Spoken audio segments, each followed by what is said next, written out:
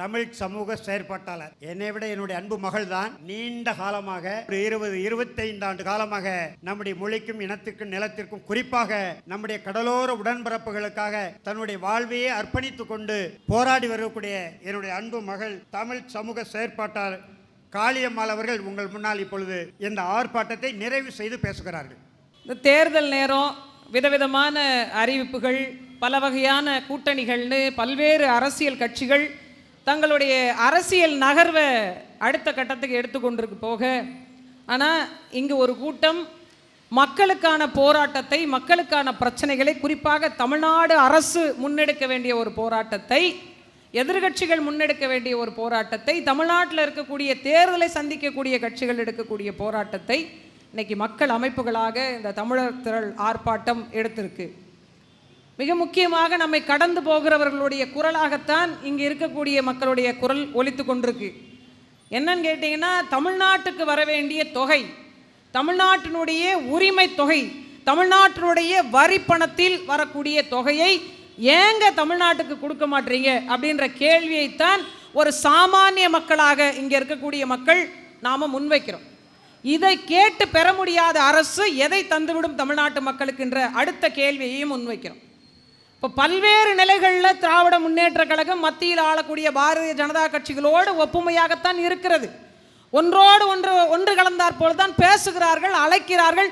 இவர்கள் விருந்துக்கு அவர்கள் செல்ல, அவர்கள் விருந்துக்கு இவர்கள் செல்ல, மக்களுக்கான நலத்திட்ட உதவிகள் மட்டும் வரவே இல்லை.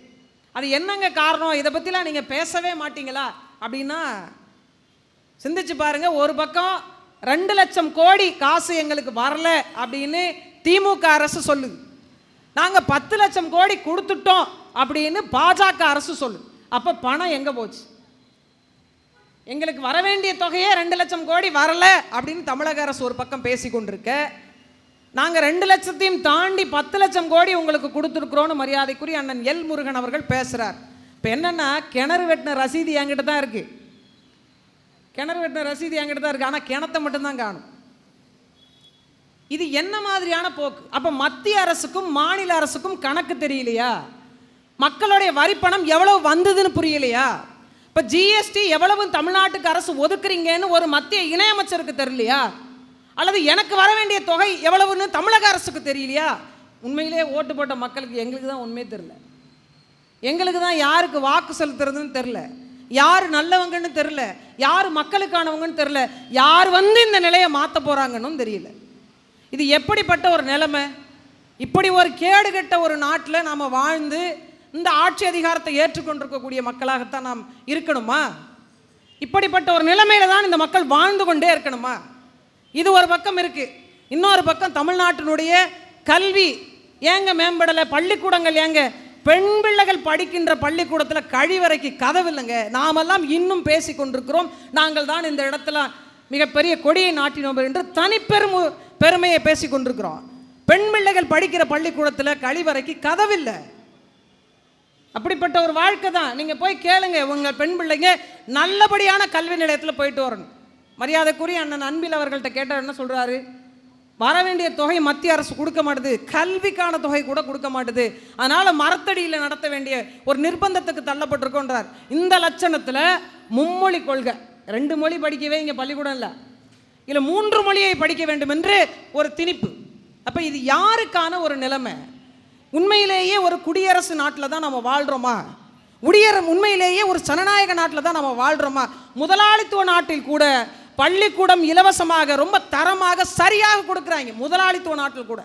ஆனால் எல்லோருக்குமான அரசு, மக்களுக்காக, மக்களால் தேர்ந்தெடுக்கப்பட்ட அரசில் கல்விக்கு போராடணும், தண்ணிக்கு போராடணும், வேலைக்கு போராடணும், வாழ்வியலுக்கு போராடணும், சாலைக்கு போராடணும், எல்லாவற்றிற்கும் நீங்கள் போராடித்தான் பெற வேண்டும் என்றால் இதற்கு பேர் நாடா? இது ஒரு பக்கம். இன்னொரு பக்கம் பெண்களுக்கான நிலைமை. எனக்கு பின்னால் நிற்கிறவங்கெல்லாம் ரொம்ப பாதிக்கப்பட்டவங்க. உண்மையில் சொல்லப்போனால் பேருந்தில் பெண்களுக்கு இலவசம் ஒத்துக்கிறோம், மாதம் பெண்களுக்கு 1000 ரூபாய்.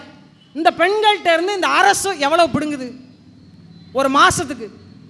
ஒரு வீட்டுக்கு ஒரு குடிநோயாளி இருப்பதாக நான் சொல்லலை, ஒரு கணக்கெடுப்பு சொல்லுது, ஒரு வீட்டில் ஒரு குடிநோயாளி இருப்பதாக.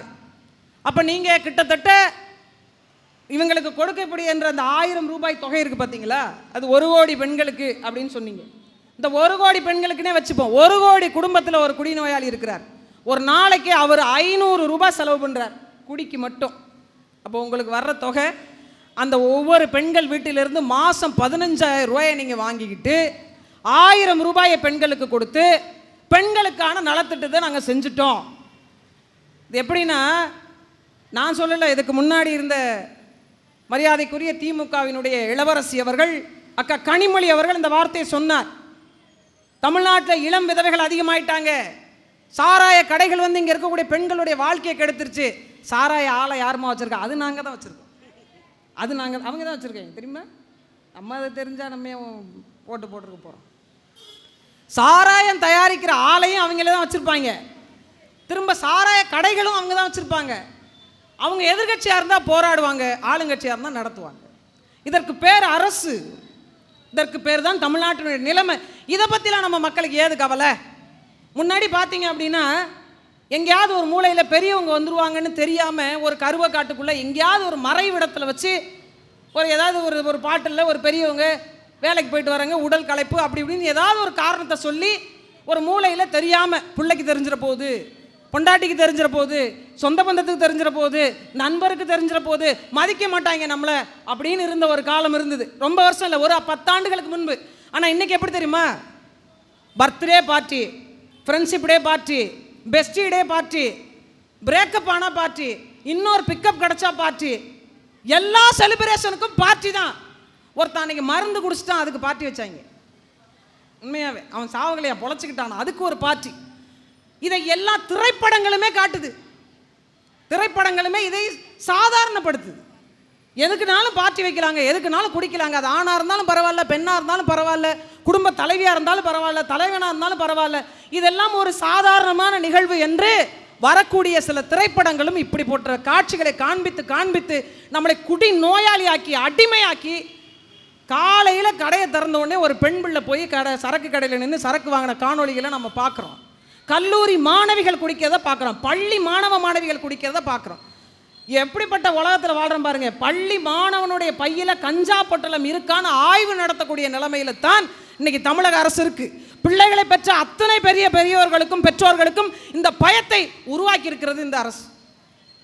இதை கண்டிக்க வேண்டியது அரசு, காவல்துறை. சிந்திச்சு பாருங்க, தெரு கஞ்சா விற்கிறாங்க. இப்போ தெரு கஞ்சா விற்கிறாங்க. எங்க கஞ்சா விற்கிறாங்க, யார் அது சப்ளையர், இது எல்லாமே காவல்துறைக்கு தெரியும். ஏன்? மாதம் அங்கிருந்து தானே போகுது, பல பேர் வாங்குறாங்க.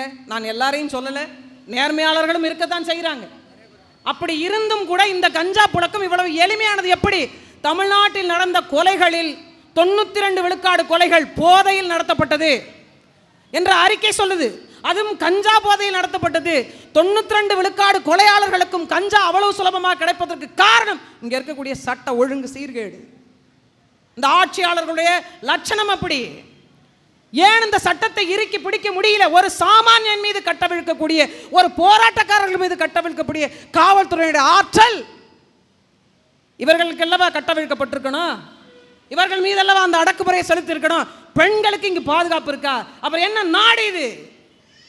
40 நிமிடத்திற்கு ஒரு பெண் பாலியல் வன்கொடுமைக்கு ஆளாக்கப்படுறா. பள்ளிக்கூடம் போற பிள்ளையிலிருந்து தொடங்கி 65 வயது பாட்டி வரை பாலியல் வன்கொடுமை பிரச்சனை. ஒரு காலத்தில் சொன்னீங்க, நீங்கள்லாம் உடை சரியா அணியல, அதனால அது பிரச்சனை நடந்துச்சு. 6 மாச குழந்தைக்கு பாலியல் பிரச்சனை, 65 வயது பாட்டிக்கு பாலியல் பிரச்சனை. அவங்க என்ன உடை அணிஞ்சாங்க? என்னன்னு கேட்டிங்கன்னா, 2 நாளைக்கு முன்னாடி ஒரு செய்தி, ஒரு மாவட்டத்தில் 21 வயது இளைஞன் தன் பெற்ற தாயை குடிக்க காசு கொடுக்கல, கஞ்சா வாங்க காசு கொடுக்கலன்னு அவனே வெட்டி அவன் வீட்டில் குழியை தோண்டி புதைச்சி சிமெண்ட் வச்சு பூசிட்டான் பெற்ற தாயை. அவன் 6 மாதத்துக்கு முன்பு போக்சோ வழக்கு, குழந்தைகள் மீது பாலியல் வன்கொடுமை செலுத்தினதுனால அந்த தண்டனை சட்டத்தின் கீழே அவன் சிறையில் இருந்துட்டு வந்திருக்கான். அவன் சொன்ன பதில் என்ன தெரியுமா? நான் சிறையில் தான் அதிகப்படியான தவறான விடயங்களை கற்றுக்கொண்டேன். நான் வந்து காசு கேட்டேன், என் அம்மா கொடுக்கல, அதனால அடிச்சு அவங்கள நான் கொன்னுட்டேன்னு சொல்றேன். காரணம் என்ன? கஞ்சா போதை. பெற்ற தாயினும் தெரியல, பெத்த மகள்னும் தெரியல, எது ஒன்றும் தெரியாத கண்மூடித்தனமான ஒரு போதை சமுதாயத்தை உருவாக்கி வச்சிருக்கு. ஒரு பக்கம் பார்த்தீங்கன்னா சாராய கடை, மதுக்கடை. நான் காலையில் வரேன், காரைக்கால் பக்கத்தில் தாண்டி வர அந்த வாஞ்சூர் செக் போஸ்ட்டு கிட்ட பார்த்தீங்க அப்படின்னா சின்ன வயசு பையனும் ரோட்டில் கிடப்பான், பெரிய முதியவரும் ரோட்டில் கிடப்பார். தன்னிலை தெரியலைங்க. நான் நடந்து போகிறேன்னா, தவழ்ந்து போகிறேன்னா, உருண்டு போகிறேன்னான்னு தெரியலை. மேலே உடை இருக்கா இல்லையா தெரியலை. அப்படி கண்மூடித்தனமான போதை. இதனால் அந்த குடும்பம் நிர்கதியாகி ஒரு பள்ளிக்கூடம் படிக்கிற பிள்ளை எழுதி வச்சுட்டு சாகிறா. இதை விட இந்த நாட்டுக்கு என்ன அசிங்கம் தேவை? தயவு செய்து ஆட்சியாளர்களே, இந்த சாராய கடையை மூடுங்கள், என் மரணமாவது உங்கள் கதவை தட்டட்டும் என்று எழுதி வச்சுட்டு செத்து போனா ஒரு பள்ளிக்கூட மாணவி. என் அப்பாவினுடைய போதையினால் என் குடும்பம் அழிந்ததாக இருக்கட்டும், நான் மரணித்த பிறகாவது இந்த சாராய கடையை மூடுங்க அப்படின்னு ஒரு பள்ளி மாணவி எழுதி வச்சு இந்த மண்ணில் சாகிறான்னா அதை விட நரகம் என்ன இருக்கு? என்ன இருக்கு? என்னங்க ஆட்சி, என்னங்க அதிகாரம் உங்களுக்கு? என்ன பதவி? 5 ஆண்டு காலம் நீங்கள் சட்டமன்ற உறுப்பினர், 5 ஆண்டு காலம் நீங்கள் அமைச்சர், அதற்கு பிறகு நீங்கள் யார்? இந்த 5 ஆண்டு காலம் இந்த அமைச்சர்ன்ற போதை, இந்த பதவி, இது மட்டும்தான் உங்கள் வாழ்க்கையா? வாழ்ற நாளில் ஒரு நாளாவது நான் நேர்மையாக மக்களுக்காக உழைத்து நின்றிருக்கிறேன் என்ற ஒரு ஆத்ம திருப்தியோடு நீங்கள்லாம் சாக வேண்டாமா? உங்கள் பிள்ளைகளுக்கு சேர்த்து வைத்து விட்டு போன சொத்தாக ஒரு விழுக்காடு புண்ணியத்தையாவது, நீங்கள் செய்த நற்பலன்களை வைத்து விட்டு போக வேண்டாமா? அப்படியாவது நீங்கள் சாப்பிடுகின்ற பணத்திற்கு 1% வேலை செய்திருந்தாலே இந்த மக்கள் இங்கே வந்து போராடி இருக்க தேவையில்லை. கல்விக்கு அல்லாடுறோம். கல்விக்கு அன்னைக்கு ஒரு யூடியூப்பில் ஒரு பையன் போட்டிருக்கான், அமெரிக்காவில் ஒரு அரசு பள்ளிக்கூடம். அரசு பள்ளிக்கூடம். நம்ம ஊரில் பெரிய பெரிய இன்டர்நேஷ்னல் ஸ்கூல் கூட அப்படிலாம் இல்லை. ஒரு ப்ரைவேட் ஸ்கூலு 16 லட்சம் 17 லட்சம் ஃபீஸ் வாங்குற பள்ளிக்கூடம் கூட அப்படி இல்லை. அவ்வளவு அருமையாக இருக்குங்க அந்த அரசு பள்ளிக்கூடம் பார்க்கவே. ஒரு முதலாளித்துவ நாட்டில் அப்படி இருக்கு. ஒரு அரசாங்கத்தை எதிர்த்து கேள்வி கேட்க முடியாத ஒரு முதலாளித்துவ நாட்டில் அப்படி இருக்கு பள்ளிக்கூடம். ஆனால் இங்கே போய் பாருங்க பள்ளிக்கூடம் எப்படி இருக்குன்னு பாருங்க. ஆனால் தனியார் அதே அமைச்சர் நடத்துகின்ற பள்ளிக்கூடத்தையும் ஒரு எட்டு போய் பார்த்துட்டு வாங்களேன். ஒரு அமைச்சர் தனக்கான பள்ளிக்கூடத்தை நடத்தினால் அவர் எப்படி அரசாங்க பள்ளிக்கூடத்தை ஒழுங்காக பார்த்துப்பார்? அரசாங்க பள்ளிக்கூடம் ஒழுங்காக நடந்தால் அவருடைய தனியார் பள்ளிக்கூடத்தில் எந்த பிள்ளை போய் படிக்கும்? எப்படி ஒரு அமைச்சர்கள் தனக்கான ஒரு தனி பள்ளிக்கூடத்தை நடத்த முடியும்? அவர் மக்கள் பிரதிநிதியா அல்லது தொழிலதிபரா? எப்படி அவருக்கான தனி மருத்துவமனை நடத்த முடியும்? தனி பேருந்தை எப்படி நடத்த முடியும்? நடத்தினால் அவர் மக்களுக்கான வேலை செய்வாரா, தொழிலதிபராக இருப்பாரா என்ற கேள்வியை என்னைக்காவது நம்ம வச்சிருக்கோமா? நமக்கு என்னங்க பிரச்சனை? தேர்தல் வந்துட்டா ஓட்டுக்கு 2000 ரூபாய் காசு. இந்த 2000 ரூபாய் எதை தந்துவிடும்? உன் பிள்ளைக்கான 5 ஆண்டுக்கான படிப்பு தந்துருமா? உனக்கான வேலையை தந்துருமா? உன் வீட்டுக்காரர் குடிக்காம இருந்துருவாரா? உனக்கான குடியிருப்பு தந்துருமா? உனக்கான சாலையை தந்துருமா? எதை தந்துரும்? எதையுமே தராது. நீ குழுவில் வாங்கியிருக்கிய 72 கடன், அதில் எதையாவது ஒன்று அடைச்சிருமா? எதையும் பண்ணாது. 2000 ரூபா அன்றைக்கு வாங்கி வச்சுக்கிட்டு வேணா ஒரு 10 ஒரு மூட்டை அரிசி 25 கிலோ அரிசி எடுத்து போட்டு வச்சுக்கலாம் வீட்டில். அதை தவிர நமக்கான உரிமையை தந்துருமா? லட்சக்கணக்கில் பெண்கள் பாலியல் வன்கொடுமைக்கு உள்ளாகிறாங்களே, அதெல்லாம் மீட்டு தந்துருமா? கச்சத்தீவை மீட்டு கொண்டு வந்துருவாங்களா? எப்போ அந்த கச்சத்தீவு ஒன்று மாட்டிக்கிச்சுப்பா, அதுக்கு வாய் இருந்ததுன்னா அழுவோம். தேர்தல் வந்துருச்சுன்னு வச்சுங்களேன், அவங்க கச்சத்தீவுன்னு ஒரு சட்டையை தூக்கி போட்டுக்குவாங்க. ஏன்பா கொடுத்தீங்க அப்படின்னா, அது கொடுத்தது தான் அப்படின்னு ஒருத்தர், அது தெரியாமல் கொடுத்துக்கிட்டோம், முடிஞ்சால் வாங்கிடுவோன்னு ஒருத்தர், நாங்கள் அதை மீட்காமல் விடவே மாட்டோம் அப்படின்னு ஒருத்தர், கச்சத்தீவு தான் எல்லாத்துக்கும் நிரந்தர தீர்வு அப்படின்னு ஒரு பக்கம். உண்மையிலேயே கச்சத்தீவு வச்சு ஏன் இவ்வளவு அரசியல்? ஏன் அதுவும் தேர்தல் வந்தால் மட்டும் கச்சத்தீவை வச்சு அரசியல்? கச்சத்தீவை பேசுகின்ற நீங்கள் கடலோர மக்கள் பற்றி ஏன் பிரச்சனை பேச மாட்டேங்கிறீங்க? கச்சத்தீவு தாரை வார்க்கப்பட்டதிலிருந்து தொடங்கித்தான் கடலோர மக்களுடைய வாழ்வாதாரம் பிரச்சனையும் தொடக்கப்பட்டது. ஆனால் அதற்கு பிறகு கச்சத்தீவு ஒரு தனியாகவும் கடலோர மக்களுடைய வாழ்க்கை பிரச்சனை தனியாகவும் பிரித்து பார்க்கப்பட்டது. இதுதான் யதார்த்தம். இப்படித்தான் அரசியல்வாதிகள் பார்த்தாங்க. உண்மையிலேயே கச்சத்தீவை மீட்க முடியாதா? முடியும். ஏன் இவங்க பண்ண மாட்டாங்க? பண்ணிட்டு அடுத்த தேர்தலுக்கு அரசியல் பண்ண முடியாதுல்ல? நீ சொந்த நாட்டு மக்களை 1000க்கும் மேற்பட்ட மக்கள் மீன் பிடிக்க போன மக்களை கொண்டிருக்கிறாங்க. இலங்கை கடற்படை சுட்டு கொண்டிருக்கிறாங்க. பெட்ரோலை மேலே ஊற்றி கொளுத்தி விட்டுருக்குறாங்க. பச்சை மீனை திங்க சொல்லியிருக்கிறாங்க. அப்பாவை மகனையும் புணர வைத்திருக்கிறாங்க.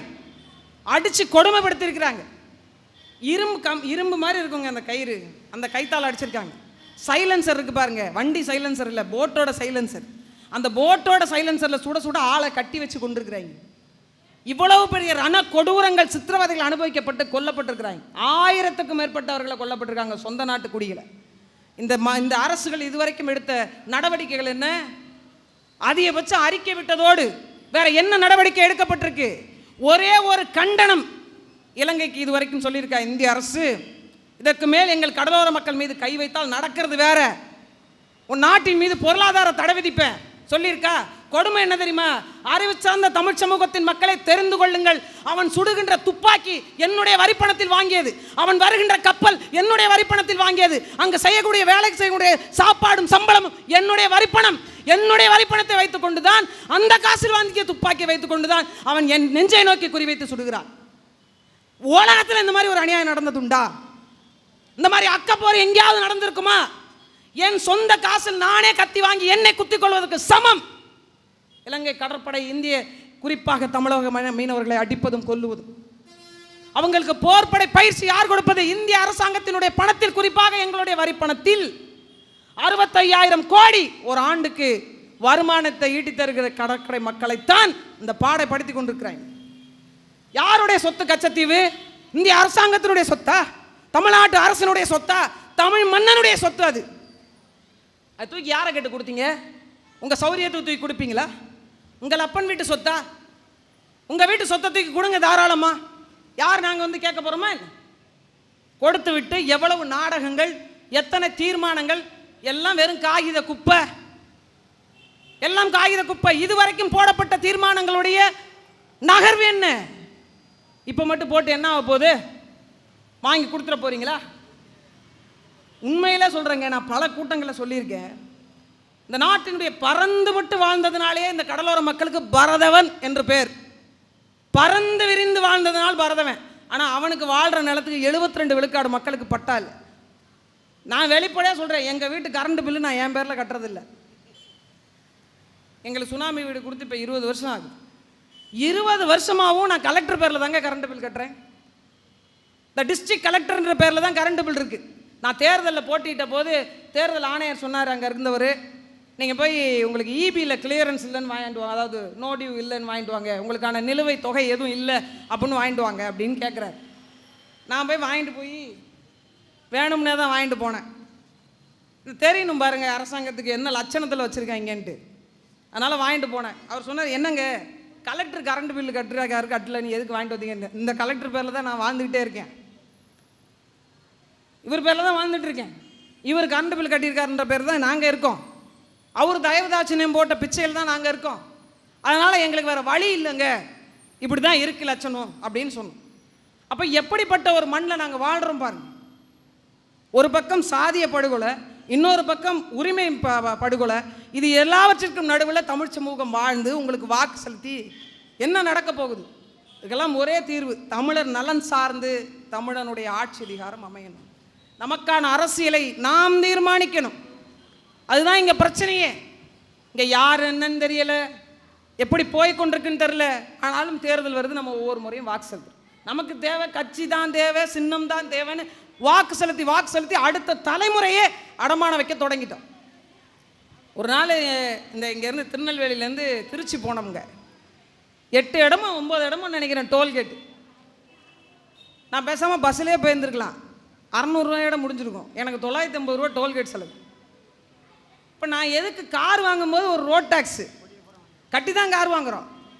எங்கள் அண்ணன் பேசும்போது சொன்னார், நான் சின்ன பிள்ளையில் எங்கள் பெரியம்மா வீட்டுக்கு போவேன். அப்போ என்ன அப்படின்னா, இந்த மரத்துக்கு மரம் வழிப்பறி கொள்ளையர்கள் இருப்பாங்க. இரவு நேரத்தில் இந்த வலிக்கிட்டு ஓடுற மாதிரி ஒரு எண்ணெயெல்லாம் பூசிக்கிட்டு மரத்துக்கு மரம் உட்காந்துருப்பாங்க.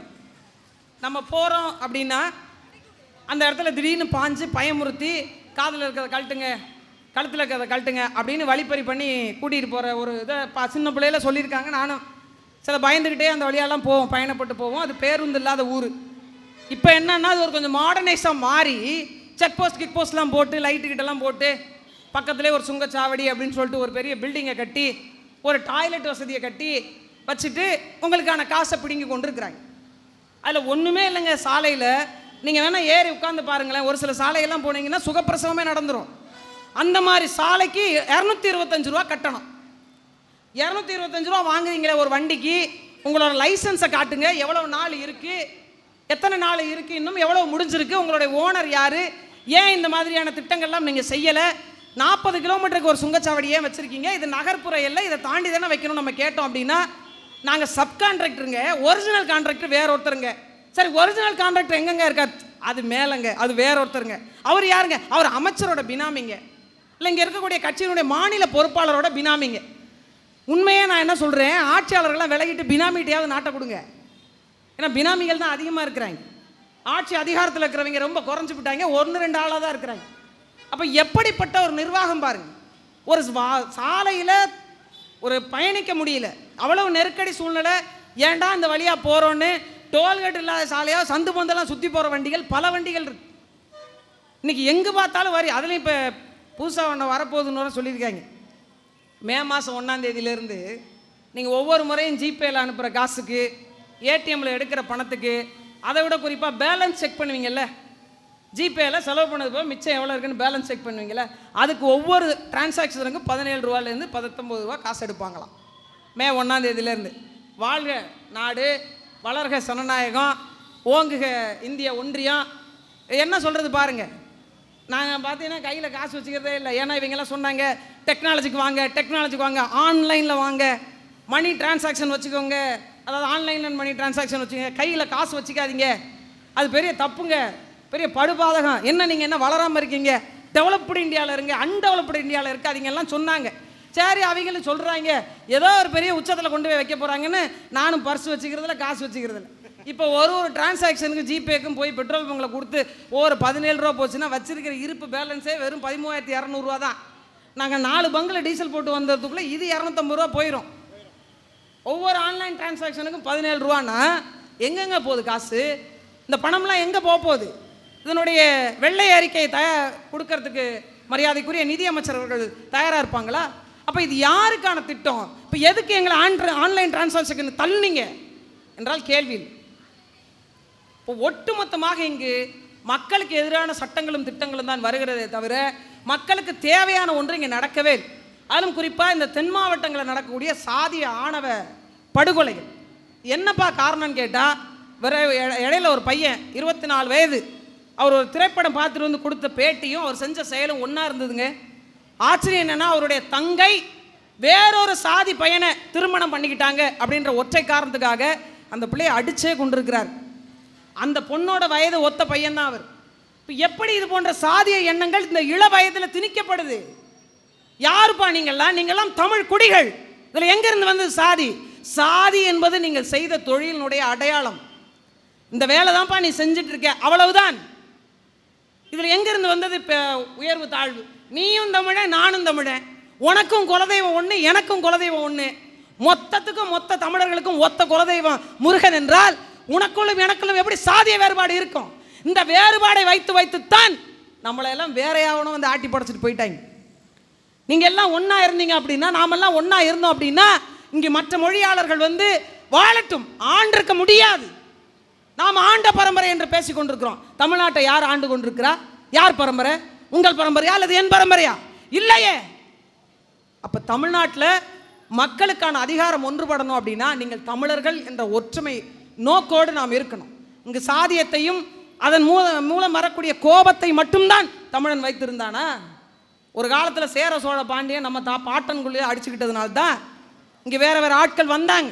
விஜயநகர பேரரசு வந்தது, மராத்தியர்கள் வந்தாங்க, போர்ச்சுகீசியர் வந்தாங்க, வெள்ளைக்காரர்கள் வந்தாங்க, எல்லாரும் வந்தாங்க. இவங்க 3 பேரும் ஒன்றா இருந்தாங்கன்னா யாராவது வந்திருக்க முடியுமா? இதில் மிக நீண்ட பேரரசாக இருந்திருக்கும் இல்லையா? அதை மக்கள் உணர்ந்து கொள்ளணும். தமிழக அரசும் சரி, இந்திய ஒன்றிய அரசு சரி, குறிப்பாக மத்திய அரசு தமிழகத்துக்கு கொடுக்க வேண்டிய நிதியை முறையாக கொடுக்கணும். ஒரு மாற்றாந்தாய் மனப்பான்மையோடு நடத்துவது நிறுத்தப்படணும். ஏன்னா தமிழ்நாட்டின் மூலமாக வருகின்ற வருவாயை கணக்கிட்டுத்தான் ஒன்றிய அரசினுடைய வேலை திட்டங்கள் இருக்கிறதுன்னா நீங்கள் 1 ரூபா வாங்கிட்டு எப்படி 9 பைசா கொடுப்பது நியாயமாகும்? வருமானம் குறைவாக கொடுக்கக்கூடிய மாநிலங்களுக்கு, குறிப்பாக பாஜக ஆளுகின்ற மாநிலங்களுக்கு அவங்களுக்கு தேவைக்கு மேல் கூடுதலான தொகையை கொடுக்குறீங்க. இது ஒரு பெரிய ஒரு ஜனநாயக படு துரோகம். தமிழகத்துக்கு வர வேண்டிய 2 லட்சம் கோடி தொகையை உடனடியாக கொடுக்கணும். தமிழ்நாட்டில் இருக்கக்கூடிய மக்களை பெரிதும் சீரழிக்கக்கூடிய, அதிகப்படியான குற்றங்களுக்கு காரணமாக இருக்கக்கூடிய மதுக்கடைகள், குறிப்பாக இந்த போதை பழக்கம், கஞ்சா உள்ளிட்டவைகள் போர்க்கால அடிப்படையில் விரைவாக தடை செய்யப்படணும், நிறுத்தப்படணும். இந்த சுங்கச்சாவடிகள் என்ற பேரில் நடக்கக்கூடிய பகல் கொள்ளைகள் நிறுத்தப்படணும். குறிப்பாக அதுக்கான கால அவகாசம் முடிந்த சுங்கச்சாவடிகள் கூட எனக்கான கால அவகாசம் இருக்குதுன்னு பொய் சொல்லிட்டு நடத்திட்டு இருக்கக்கூடியவளை உடனடியாக எல்லா சுங்கச்சாவடிகளுக்கும் ஆய்வு நடத்தணும். இனிமேல் புதிய சுங்கச்சாவடிகள் தமிழ்நாட்டில் வரவே கூடாது என்ற கோரிக்கையை முன்னிறுத்தி தமிழ்நாட்டுக்கு பல்வேறு நலத்திட்டங்கள் தேவையாக இருக்கிறது. அதற்கான வகையில் உங்களுடைய எல்லா கட்சிகளுடைய மக்கள் நலன் சார்ந்த திட்டங்களை முன்னெடுத்து, நிறைய பிரச்சனைகள் இருக்குது. இந்த கச்சத்தீவு மீட்பு என்பது வெறும் அரசியல் கால நாடகமாக இருப்பதை தவிர்த்துவிட்டு கடலோர மக்களுக்கான ஒரு நிரந்தர தீர்வு எட்டப்படணும். இரு நாடுகளுக்கான ஒரு பிரத்யேக சட்டத்தை, மீன்பிடி பிரத்யேக சட்டத்தை உருவாக்கி கடலோர மக்கள் தொடர்ந்து வஞ்சிக்கப்படுவது தடுத்து நிறுத்தப்பட்டு அவருடைய பறிமுதல் செய்யப்பட்ட படகுகள் முழுமையாக அவர்களிடம் ஒப்படைக்கப்பட வேண்டும். குறிப்பாக அங்கு கைது செய்யப்பட்டு அடைக்கப்பட்டிருக்கக்கூடிய கடலோர சொந்தங்கள் விடுவிக்கப்படணும். ஏற்கனவே சுடப்பட்டு காயம்பட்டிருக்கக்கூடிய இருவருக்கும் உரிய மருத்துவ சிகிச்சை செய்வதோடு அவர்களுடைய குடும்பத்தாரோடு ஒப்படைக்கணும். அங்கு விதிக்கப்பட்டிருக்கக்கூடிய தமிழ் கடலோர மக்களுக்கு விதிக்கப்பட்டிருக்கக்கூடிய அபராத தொகையை உடனடியாக ரத்து செய்யணும். அப்படி இல்லைன்னா அந்த தொகையை அரசே செலுத்தி அவர்களை விடுதலை செய்து அழைத்து வந்து குடும்பத்தாரோடு ஒப்படைத்து இதுக்கான ஒரு நிரந்தர தீர்வை முடிவு செய்யணும்னு இந்த தமிழர் திரள் ஆர்ப்பாட்டத்தின் வாயிலாக கோரிக்கைகளை 2 அரசுகளுக்கும் முன்வைத்து விடைபெறுகிறேன். நன்றி, வணக்கம்.